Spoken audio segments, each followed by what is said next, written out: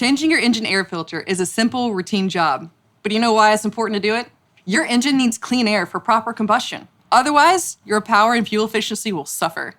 The engine air filter helps keep the air coming into the engine clean. They come in 3 different shapes: round, conical, and flat. There are many others depending on what you're working on.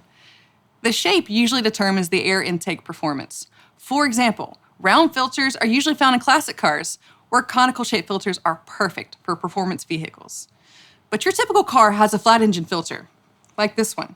Check out this used engine air filter. See how dirty it is? If the air filter is really dirty, the airflow becomes restricted and the engine won't run as well, so you may notice a loss of power or fuel economy. Swapping a new filter is a quick job that you can do to help your vehicle's engine breathe easier.